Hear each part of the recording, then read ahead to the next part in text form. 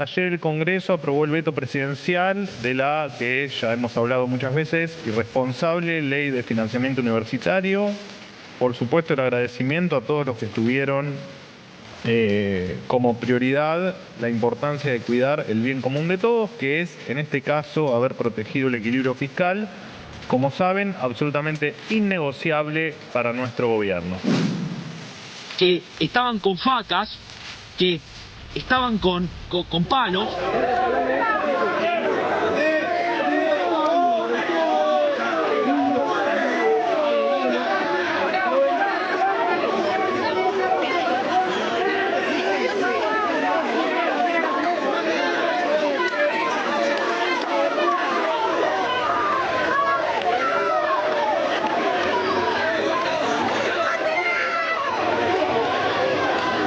Me podían haber matado y me dejaban, o sea, dejaban a mi mamá, a mi papá, sin su hijo. Además que soy hijo único, ¿entendés?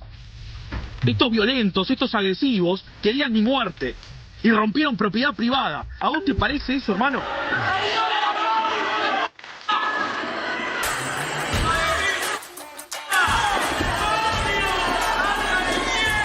Ayer el Congreso aprobó el... ¡Hola! Bueno.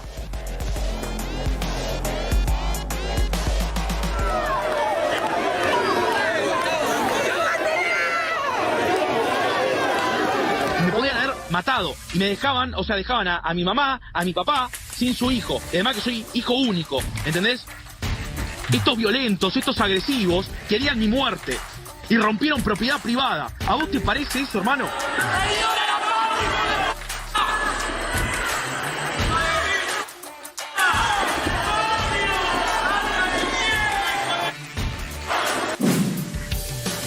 Votamos por la positiva, toma.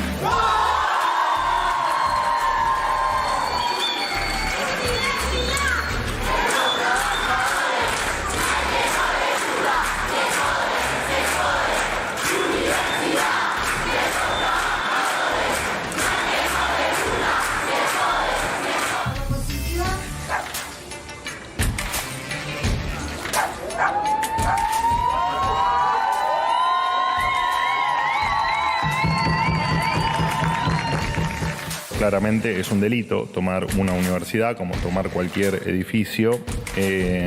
Entendemos que el espacio para discutir el presupuesto universitario o los fondos de las universidades es el presupuesto 2025. Nos solidarizamos con la gran cantidad, la mayoría de los estudiantes que quieren ir a investigar, a estudiar, a avanzar y que no los dejan. Así también como, por supuesto, los docentes y no docentes que también tienen intenciones de tener una universidad funcionando por sobre todas las cosas.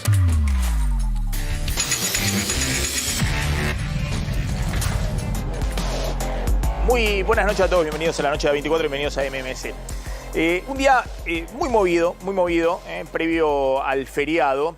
Ahora vamos a contar por qué sigue todas las repercusiones después del veto presidencial a la ley de financiamiento universitario y la ratificación del veto por parte de la Cámara de Diputados. Ahí lo veían al presidente Javier Milei, que fue a esta casa de empanadas, en la cual fue agredido un youtuber libertario, haciendo ahí toda una movida política con los trabajadores de esa casa. Del otro lado también recibió algunos insultos en la vereda de enfrente, digamos, parece ser que sigue a fondo la polarización.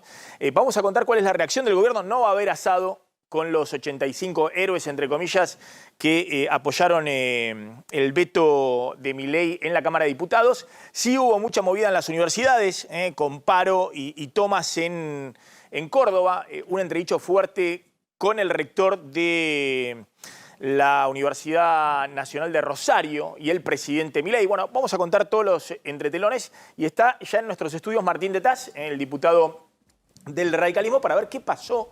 Nuevamente, el radicalismo impulsa una medida como había sido el aumento a los jubilados, también la ley de financiamiento universitario impulsada por el radicalismo, y entre cuatro radicales y algunos peronistas que se alinean con el gobierno, nuevamente Milei consigue frenar esas iniciativas del Congreso. Vamos a hablar también un poquito de economía porque se dio a conocer el número de inflación, 3,5% en septiembre. ¿Qué implica eso? ¿Y por qué terminó hoy la mejor semana financiera para el programa económico de Milei Caputo desde que llegaron al poder? El gobierno festejó hoy el dato de inflación, fue 3,5% en septiembre. En realidad ese dato de inflación es un poquito efectivamente menor al 4% que había dado en agosto. Mostremos rápidamente los números, no me quiero detener demasiado. Pero bueno, la inflación viene desde mayo oscilando 4 y algo y ahora 3,5%.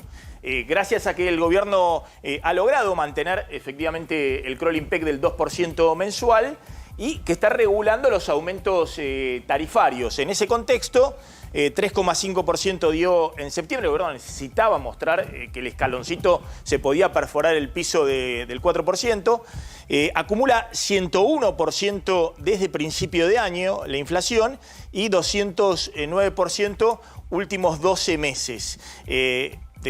De nuevo, hay precios que están arriba, básicamente servicios públicos.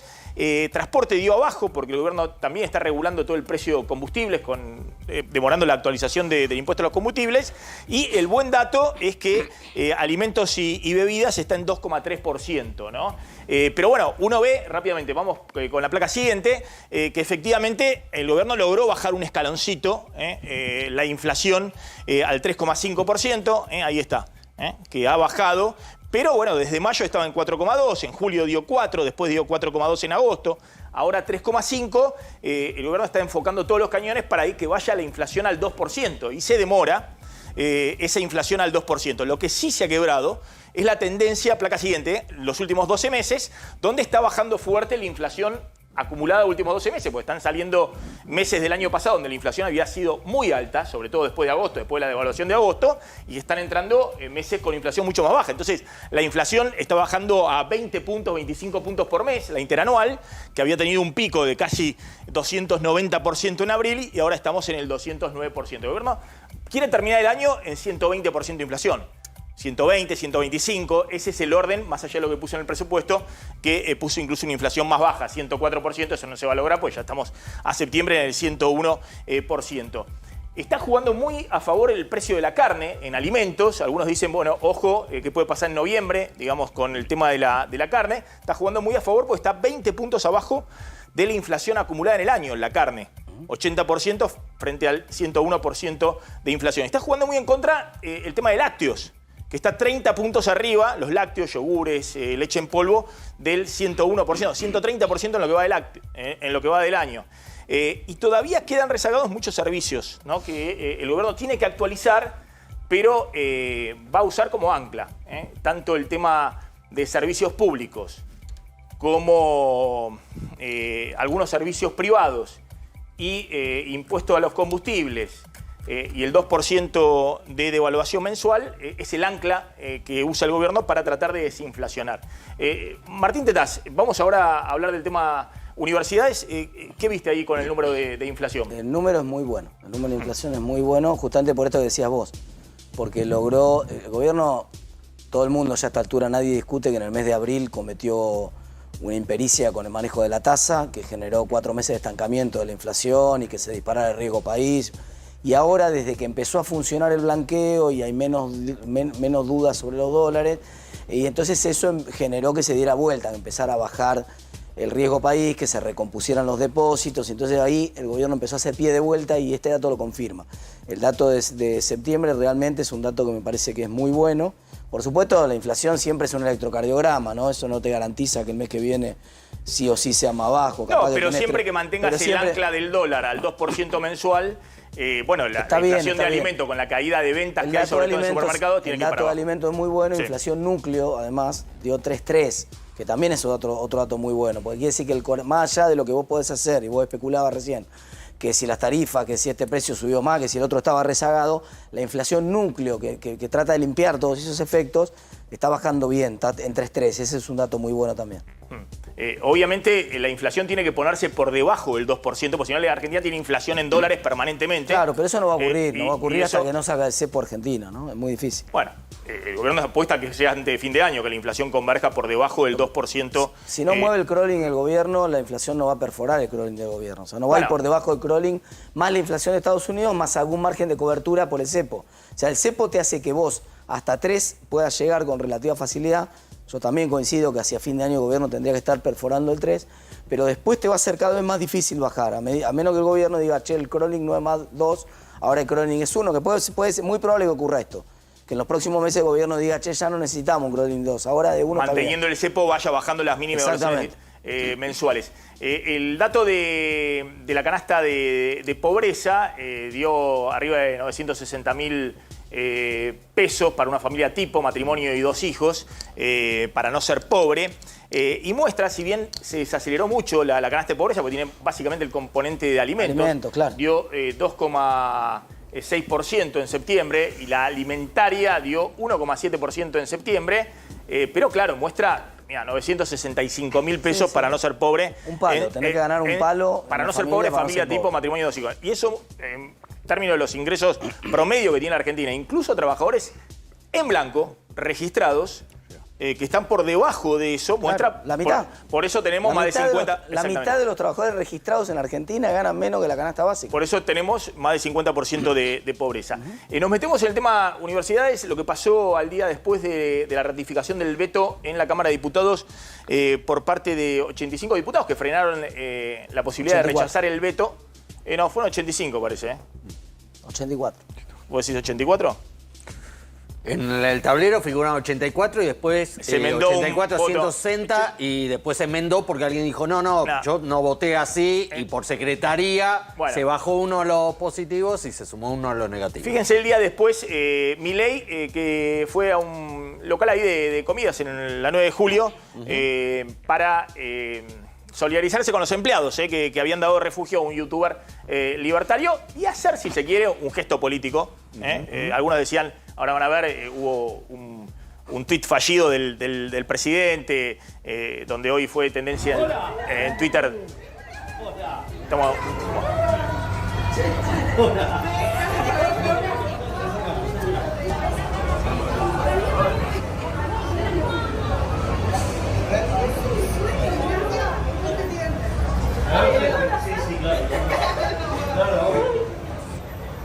Gracias por ayudarnos acá.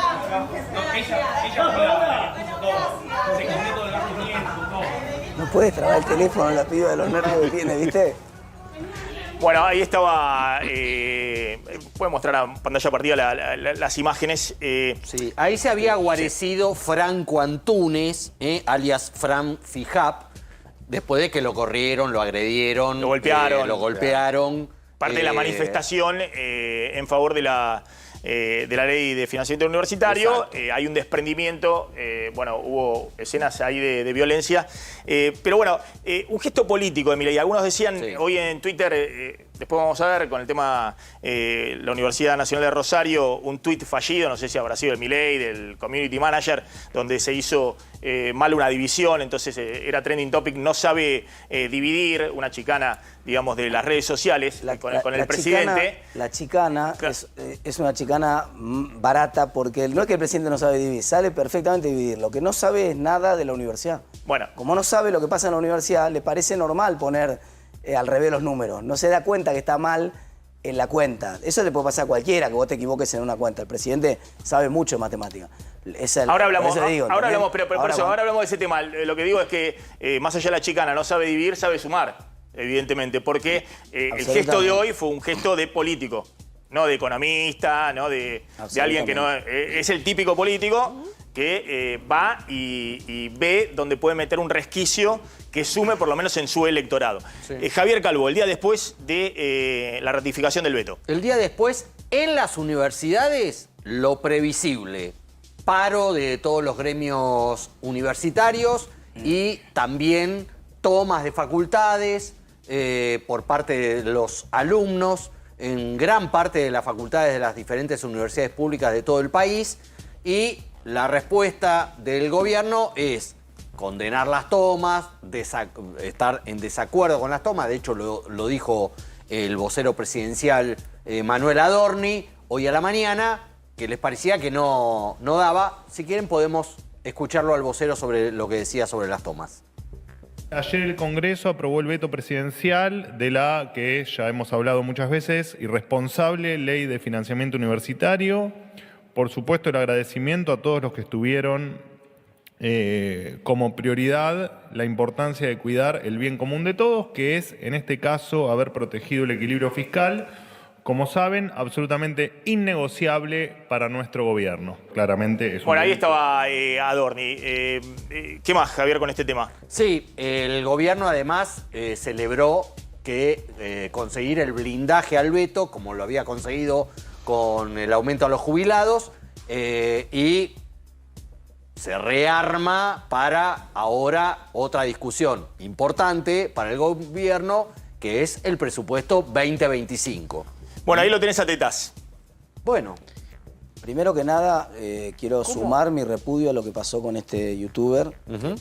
Vamos, esto no hay que condenarlo siempre, ¿sí? Independientemente de a quién le toque. No, la violencia nunca es el camino y eso además fue, casi lo linchan.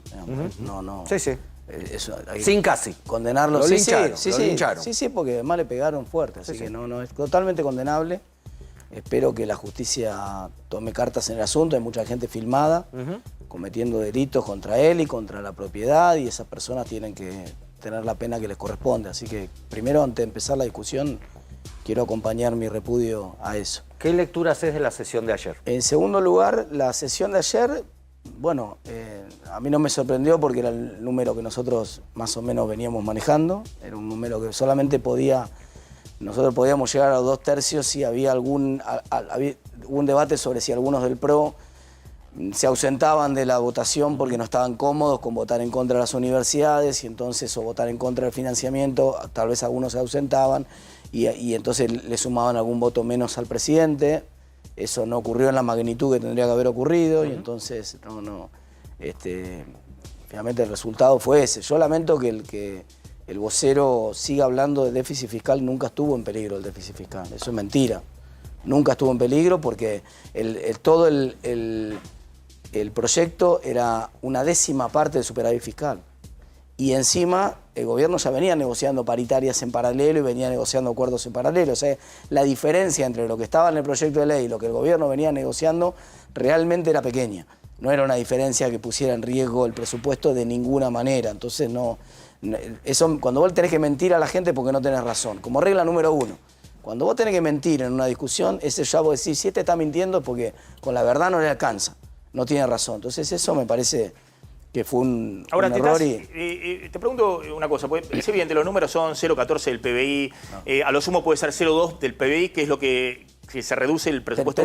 Pero eso suponiendo que además el gobierno no le hubiera dado nada a los docentes. Pero el gobierno ya iba a arreglar algo con los docentes, con lo cual es mucho menos de eso. Está bien, pero las universidades tenían 0,7 del PBI el año pasado, este año van a tener 0,5% del PBI. Sí. Un ajuste en términos reales de 34%, 33%. ¿Cómo generar el gasto público? Mucho más que el resto del gasto público. No, bueno, la obra pública tiene 85% en términos reales. Estoy hablando del gasto público que funciona con salario. Las transferencias a provincia tienen 70% de recorte en términos reales. Esa es la motosierra, esto es licuadora, es otra cosa. Está bien. Entonces la licuadora... los jubilados tienen 25% en términos reales. Es superior al que los jubilados, es superior que el resto de los trabajadores del sector público. Lo que te pregunto es, más allá de los números, es evidente que más allá de si se sabe dividir, sumar, restar o lo que fuera, el gobierno sabe cuáles son los números. Quiso dar una batalla política acá. Quiso decir, están los degenerados fiscales que me vinieron con los jubilados, me vienen ahora con las universidades, yo me planto. Más, te diría que es un mensaje más al mercado que que a la política. ¿Cómo se reordena No, esto políticamente? el mensaje Sí. es 100% a la política. ¿A la política? Sí, 100% a la construcción de su núcleo duro, porque en ambos casos lo que le aconsejaba inclusive su propio núcleo duro al presidente eran vetos parciales. Te pongo un ejemplo. Uno de los temas más importantes que circuló en la discusión sobre las universidades era la cuestión, la importancia de auditar las universidades. La propia ley que veta al presidente tiene un artículo, el artículo 7º, que establece las auditorías. Y que además se la daba servida en bandeja al gobierno, porque el gobierno podía reglamentar ese artículo, era el encargado de reglamentarlo. O sea, el gobierno tenía en sus manos la herramienta para reglamentar. ¿Por qué no dejaron en pie, aunque sea ese artículo? No, el veto tuvo que ser total, porque lo mismo pasó con jubilados. Con jubilados todo el mundo coincidía en que el 8% de aumento del mes de enero se le podía dar a los jubilados, no había riesgo con el equilibrio fiscal, era razonable, le correspondía, 1000 razones, y evitábamos un montón de juicios. 1000 razones a favor había, y el presidente lo sabía también, y la propia gente del bloque de La Libertad Avanza lo reconocía. Sin embargo, dijo, no, vamos a hacer el veto total. Pero ¿no te parece que por ahí hay algo razonable? ¿Cuál es el mensaje de la política? El mensaje de la política es, acá mando yo, el mensaje número 1. El mensaje número 2 es, yo tengo la capacidad de juntar la mayoría que yo quiero juntar. Yo decido en Argentina, y ese es el principal mensaje. El segundo es batalla cultural. Se ensambla con lo que pasó con el CCK. O sea, la decisión de cambiarle el nombre al CCK, avanzar en un cambio de nombre, es una decisión que dice, ¿esto resuelve algún problema de la universidad? No. Esto, porque además, de todos los problemas de la universidad que discutimos, el veto no resuelve ninguno. Pero tampoco resuelve el problema de pobreza que decías vos, no resuelve ninguno. Está construyendo poder político en el conflicto. Exacto, así es. Eso es exactamente lo que está pasando. ¿Y usted qué opinan? Bueno, que el presidente lo hace porque sabe que eso le garpa políticamente. Yo lo que creo es que le garpan endurecer su núcleo duro, que está bien para una elección de medio término, pero el presidente enfrenta electorados que fueron potencialmente de él. No te olvides que el de los jubilados uno podía decir, bueno, este es un electorado del PRO, pero no del presidente. Pero en una alianza PRO con La Libertad Avanza de cara a la elección del año que viene, le pegó de lleno al electorado de la Ciudad de Buenos Aires. El electorado de la Ciudad de Buenos Aires es esencialmente jubilados, es esencialmente universitarios o profesores universitarios, es comerciantes, clase media. O sea, le pegó de lleno debajo de la línea de flotación 2 veces seguida a la clase media. A ver, voy a incorporar el tema peronismo, Cristina, porque Milei de alguna manera tiene desconcertado al radicalismo, al PRO fundamentalmente, y también al peronismo. Hoy hubo cruces muy fuertes de nuevo con el PRO, porque el presidente retuitea un artículo de un colega muy cercano al presidente, que es muy crítico respecto a la gestión del PRO, diciendo los del PRO todo el tiempo dicen que Milei no tiene gestión, los del PRO le quieren explicar cómo se maneja la economía y fracasaron olímpicamente cuando fueron gobierno, no lo hicieron. El presidente retuiteó eso. En las redes sociales hubo toda una movida también del PRO, poniendo una remera bastante picante en la cual decía Massa te financió la campaña, pero ahora el trasero te lo cuida Macri o Mauricio. Entonces hay desconcierto en el PRO, desconcierto en el radicalismo, que se abren los diputados, y también en el peronismo, porque hubo diputados claves del peronismo y de los gobernadores peronistas que jugaron a favor de Milei en el veto. Sí, eso lo marcó hoy Cristina Fernández de Kirchner, que claramente está de regreso, ¿no? Volvió, se ocupa el centro de la escena peronista, se quiere erigir en la líder opositora, hay que ver eso como la lleva con Axel Kicillof, y hoy hizo un largo posteo marcando a los dirigentes peronistas, sin mencionar a ninguno, pero todos empezamos a descubrir de quiénes hablaba. Básicamente le hizo pase de factura a esos 3 gobernadores que estamos viendo ahí, que son Osvaldo Jaldo, gobernador de Tucumán, cuyos 3 diputados del bloque Independencia, que se abrieron de Unión por la Patria, votaron a favor del veto. Sí. Raúl Jalil de Catamarca, una diputada que estaba ahí, no bajó a votar, que debería haber votado, está en el bloque de Unión por la Patria, fue el único voto de Unión por la Patria. Tienen 99, 98 votaron en contra del veto, solo una, la catamarqueña, que se empezó a sentir mal, y Pasalacqua, el gobernador de Misiones, no es del PJ, es del Frente Renovador de la Concordia, pero es un peronismo provincial. De eso estamos hablando, que consiguió que sobre 5 abstenciones, 4 las aportaran diputados del Frente Renovador de la Concordia. Cristina apunta sobre ellos y marca, de alguna manera, sobre todo las condiciones que ella cree que tiene que hacer el peronismo, el Partido Justicialista, lo que sea, lo que se convierta en peronismo, con vistas a las elecciones 2025, que es, ojo, a quienes ponemos en las listas que después hacen estas cosas. A ver, Tetaz, Milei está empezando a entender, digamos, cómo se manejan los hilos de la política en el poder. Absolutamente, absolutamente. A mí me parece que está demostrando, lo que vengo diciendo desde hace meses, ¿no? Yo creo que es mucho mejor político que economista en la práctica.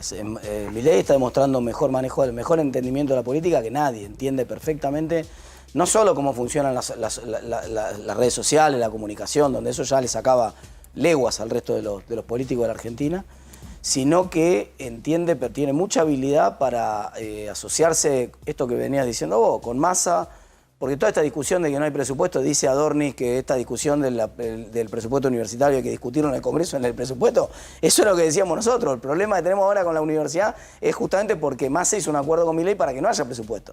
O sea, de ahí, de hacer un acuerdo con Massa, después hace un acuerdo con Patricia Bullrich para formar el gabinete, después hace un acuerdo con Macri para garantizar los diputados en los vetos, después hace un acuerdo con sectores del gremialismo para evitar la reforma sindical que impulsábamos nosotros 15 días atrás.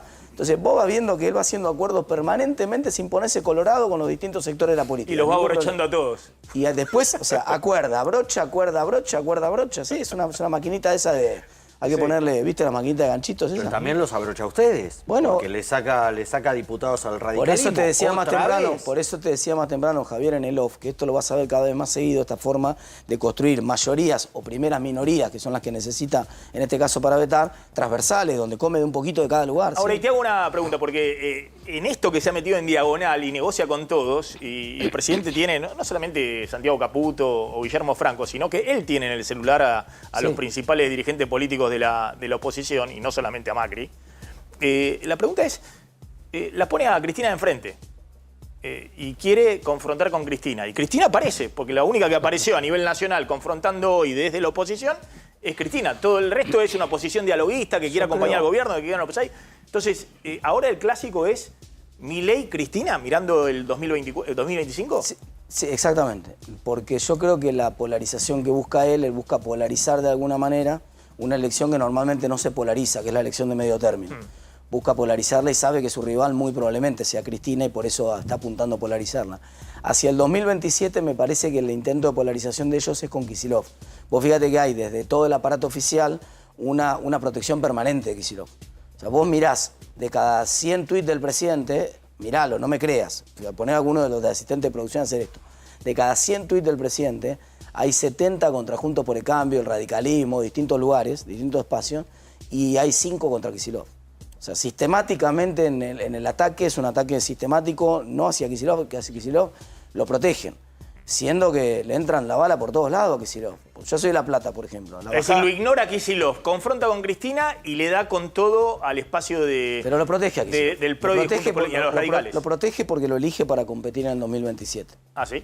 Claro, está firmando en el espacio de él, están construyendo el balotaje Milei-Kicillof 2027. Eso es evidente, se da cuenta, no hay que ser muy vivo en la política, se da cuenta cualquiera. ¿Y a vos te parece que es una estrategia inteligente? Me parece... ¿Es una estrategia riesgosa? No, me parece muy inteligente. Bueno. Me parece muy inteligente. Se ha venido elogiador de... Lo que pasa es que, no, yo... Sí, a ver, las virtudes políticas del presidente. Yo te digo Vos esto, decís, después hay gente que se enoja. Cuando vos estás viendo a tu rival que acierta desde el punto de vista de su estrategia política, yo no estoy de acuerdo con el modelo de país que quiere Milei para nada, soy muy crítico. Porque Milei quiere un país donde no hay lugar para la inversión pública de ninguna naturaleza. Quiere, como yo digo, el club, el otro día hice una broma, pero es real, porque los nenes sacaron la figurita del club, del escudo de defensa y justicia. Yo dije, este es el escudo de Milei. Milei, el modelo económico de Milei es un modelo donde el Estado solamente hace defensa y justicia, como el club de fútbol.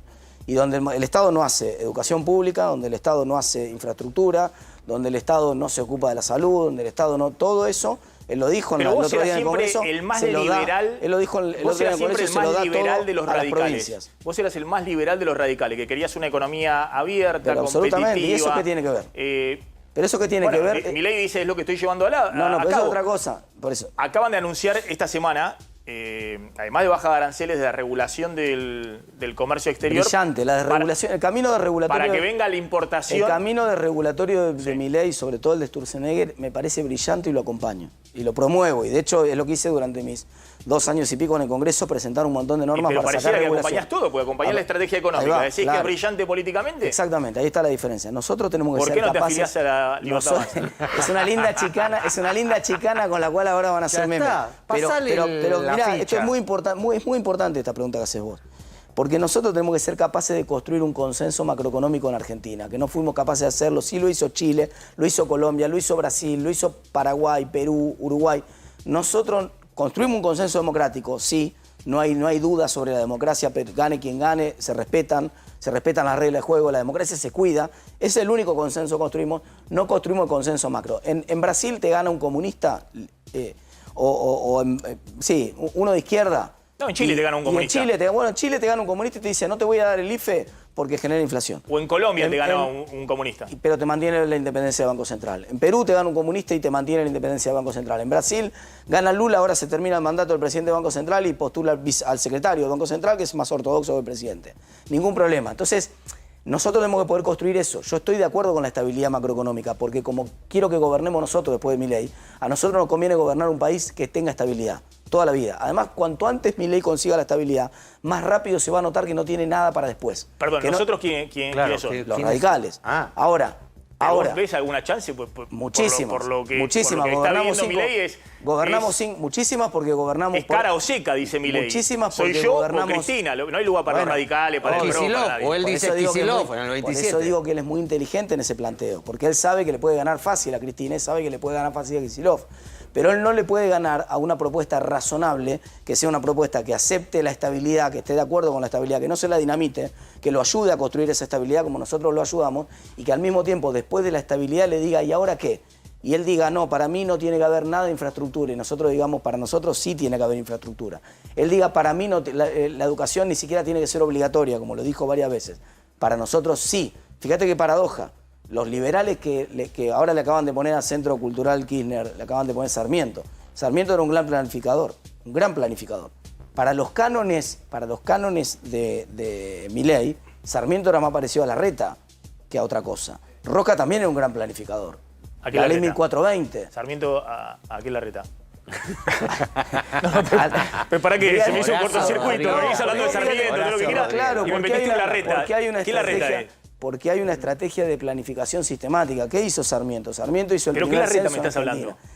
A Horacio Rodríguez. Pero, ¿me estás diciendo en serio? Claro, por supuesto. ¿Me estás hablando de próceres y después me metés en Larreta? Es más planificador. Te comparo el tipo de planificación que tenía Sarmiento, que es un tipo de planificación más parecida a la que tenía en la ciudad Horacio Rodríguez Larreta que a la que propone Milei, ¿entendés? Entonces nosotros ahí tenemos esa gran diferencia. Cuando vos decís cuál es la diferencia, esto es lo que se tiene que terminar en Argentina. Fíjate lo que pasó después de la ley Bases, y te cierro con esto.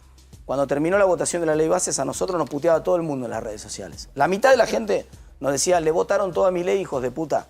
Y la otra mitad de la gente nos decía, no le votaron nada a Milei, hijos de puta. Y por eso... Lo que estaba claro era que éramos hijos de puta en los dos casos. Pero por eso lo que le está pasando al radicalismo, al PRO, al peronismo, es que es un no lugar, digamos. Ahí está el lugar que yo quiero construir. En la Argentina de hoy parece ser que no tiene espacio. Brillante. No hay lugar si gana la alternativa esta dicotómica. La alternativa de que o estás con Milei o sos kirchnerista. Eso es lo que Milei quiere. Sí. La alternativa que Milei quiere instalar es o estás con Milei o sos kirchnerista. Si gana esa alternativa, nosotros no tenemos lugar. Ahora, en un momento se va a acabar esa alternativa. ¿Sabes cuándo se va a acabar? Cuando efectivamente se estabilice la Argentina. Cuando se termine la inflación en Argentina y ya quede derrotada esta opción de pongo palos en la rueda para todo, quiero que le vaya mal al presidente. No, no le va a ir mal al presidente. Va a estabilizar el presidente. Pero si Milei llega a estabilizar, la economía crece y demás, olvidate. Milei 8 años, con todo el espacio del PRO, del radicalismo y demás, en las listas sábana con Milei, digamos, tratando de prenderse en la lista de Milei. Depende cuán rápido lo consiga. Y vos de si ministro, Milei consiga... No, yo no voy a ser funcionario de un gobierno de Milei. Pero dicho eso, depende de la velocidad con la que lo consiga. Si él mañana bajara la inflación, supongamos que tuviera la fórmula y mañana bajara la inflación a 0. Diera octubre 0 la inflación. Y ya 0 para siempre. La elección de medio término, Milei arrasaría. pero hacia adelante la gente diría, bueno, ¿y ahora qué? No, bueno, si la economía crece, digamos, en los, todo eso en los gradual. 90 tuvimos 0% Todo de eso inflación gradual. 4 años, sobre Sí. el final de la convertibilidad, con desempleo 20% Claro. y recesión. Pero nosotros no tuvimos en los 90 un plan para que el Estado se retire, al contrario. Tuvimos unos 90 con fuerte inversión en infraestructura, hubo un boom de infraestructura en Argentina en los 90. Por ejemplo, no hubo un presidente que dijera, voy a hacer defensa y justicia. ¿Me entendés lo que te digo? Entonces, cuanto antes Milei pueda acelerar sus reformas de tercera generación en Argentina, más claras van a quedar las diferencias con el radicalismo. Más vamos a reflejar nosotros aquel radicalismo de Alem. Vos decís, sos eras el más liberal de los radicales. Sí, Alem también era el más liberal de los radicales. ¿Está bien? Bien republicano, bien liberal, claro, así arrancó el partido. Pero el Partido Liberal arrancó por opositor a los conservadores. Y eso es lo que nosotros vamos a convertir, o tendríamos que convertir al Partido Liberal, en un partido de oposición a los conservadores en Argentina. Tetaz, gracias. De todas maneras, no creo que puedas convencer a ese electorado que en las redes sociales, impulsado obviamente también por la militancia digital de la Casa Rosada y todo el dinero que ponen ahí, te llama zurdo, comunista, kirchnerista y otras tantas cosas más. Van por el mismo camino. Van por el mismo camino. Me fortalece cada uno de esos tweets. Vos fíjate, yo muchos de esos a propósito los retuiteo. Me fortalece, cuanto más se ocupen de mí, más me fortalece. Tetaz, gracias. Gracias. Muy interesante, como siempre. Retuitea, a ver si podemos mostrarlo. ¿Dónde lo muestro? Ahí. ¿Lo muestro acá? Bueno, lo muestro acá. Bueno, un tuitero anónimo, hombre gris, dice: súper bombazo, la Universidad Nacional de Rosario tiene 10.500 empleados. Ahora entendés por qué le piden más plata a Milei. El curro es total en todos lados. Por eso están tan enojados con Milei, se les cortó el curro.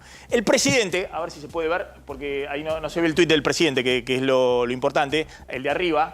El presidente dice: Universidad Nacional de Rosario, alumnos 85.000, empleados 10.500, 8 empleados por cada alumno. Se los dejo para pensar. Bueno, obviamente hubo ahí un error por parte de... Después no sé lo rectificó. si el presidente o el Después community lo manager, rectificó. porque después pone nota, perdón por el error. Claro. Son un empleado por cada 8 alumnos, es decir, dividió al revés, digamos, ¿no? Entonces, bueno, hubo un trending topic, no sabe dividir, chicanas en las redes, pero bueno, la discusión de fondo principal, y está en comunicación el rector de la Universidad Nacional de Rosario. Gracias por sumarse al programa, gracias, rector, muy amable. ¿Cómo está? ¿Qué tal, Maxi? Buenas noches, mucho gusto. Bueno, rector, ¿qué pasó, digamos? ¿Cuáles son los números de la universidad? Y bueno, y esto que fue un cruce fuerte con el presidente, ¿no? Diciendo que la Universidad de Rosario, que es una de las principales universidades nacionales, junto con la de Córdoba, la de La Plata y la Universidad de Buenos Aires, es, en palabras del presidente, creo que dijo un nido de curros, no sé por dónde estaba el... Curro. Sí, exactamente. Bueno, ¿qué pasó? Es la pregunta que nos hacemos todos cada vez que tenemos que escuchar una afirmación tan agresiva de esas características, ni más ni menos que del presidente de la nación.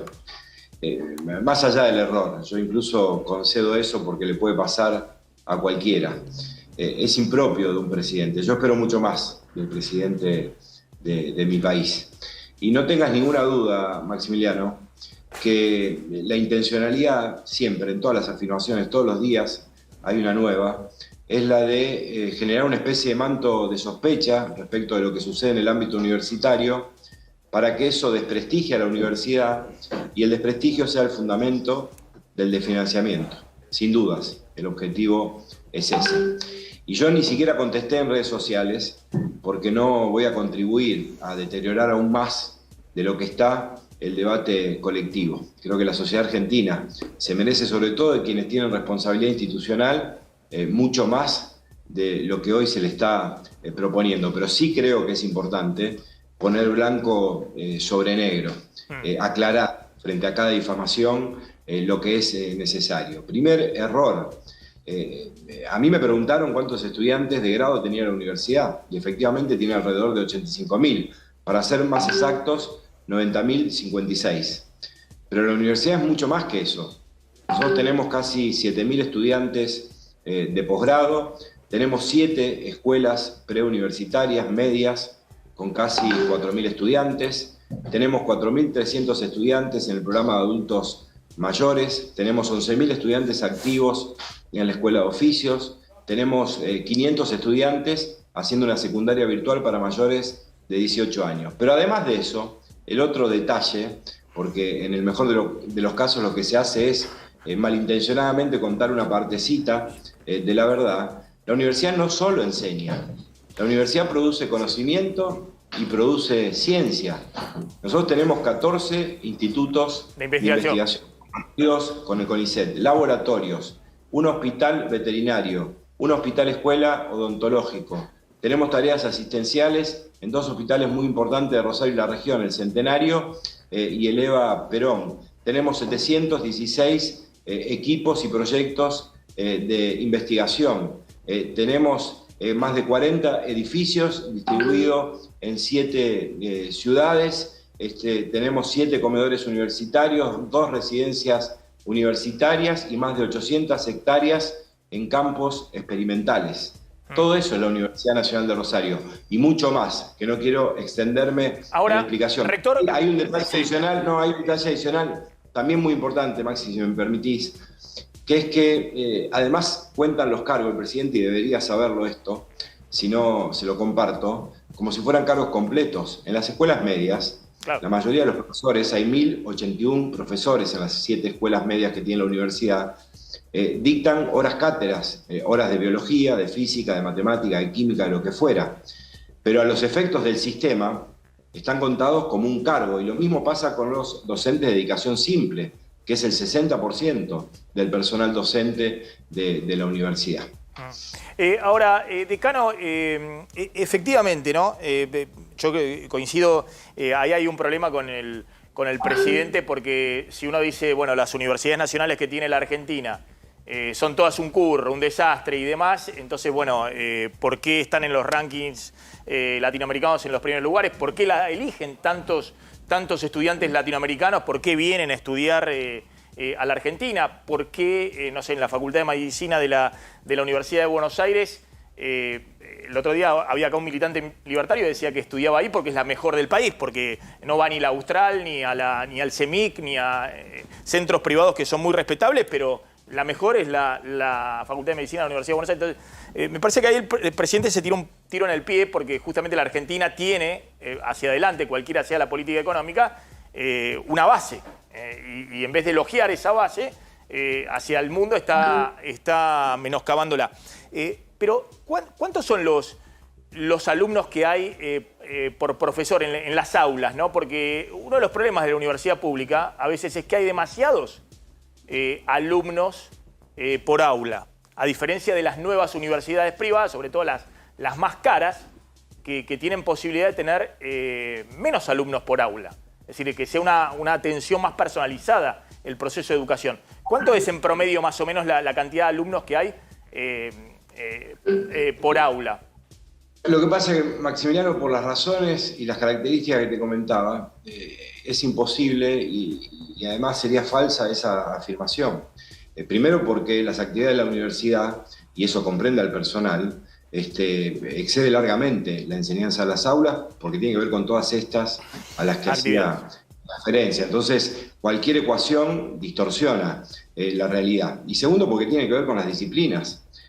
Hay clases teóricas, en algunos casos muy numerosas, hay clases prácticas, en algunos casos muy chicas, hay disciplinas que requieren, por el tipo de formación, una relación docente-alumno mucho más chica, de trabajo en laboratorios. Sí, todo el tema física, química, exactamente. No, incluso en estudios de televisión, sí, en estudios de radio, y hay otras en trabajos vinculados a la ingeniería, podría mencionar cientos de ejemplos, y hay otras que no requieren una cantidad determinada porque son clases teóricas a las que asisten muchísimos estudiantes, depende en cada caso de las carreras. Digamos, tiene la misma distorsión que cuando se hace referencia a cuánto cuesta en función del presupuesto total cada alumno de cada universidad, como si fuera eso lo único que hace una universidad. Yo creo que hay todo el tiempo hay algo de ignorancia, algo de mala fe y mucho de prejuicio. A ver, un segundo, rector. Una pregunta de Javier Calvo, sí. Sí, rector Bartolacci, acá en la UBA, en varias facultades se plantean que los mejores docentes se están yendo por los bajos salarios. ¿Cuál es la situación en la Universidad de Rosario, en las facultades de la Universidad de Rosario? Por supuesto que la situación es muy compleja. Hay situaciones puntuales donde eso pasa.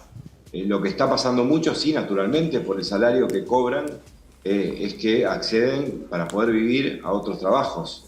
Y eso deteriora, por supuesto, en términos institucionales, porque la energía que se puede dedicar a la actividad universitaria es distinta que cuando uno lo hace de manera plena.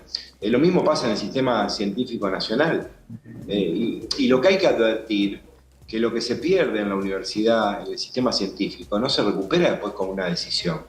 Son años, muchos años de inversión del Estado para formar buenos recursos humanos, que además son, como bien vos decías, reconocidos en todo el mundo. Entonces, lo insólito, lo doloroso... En las empresas privadas, en las empresas privadas.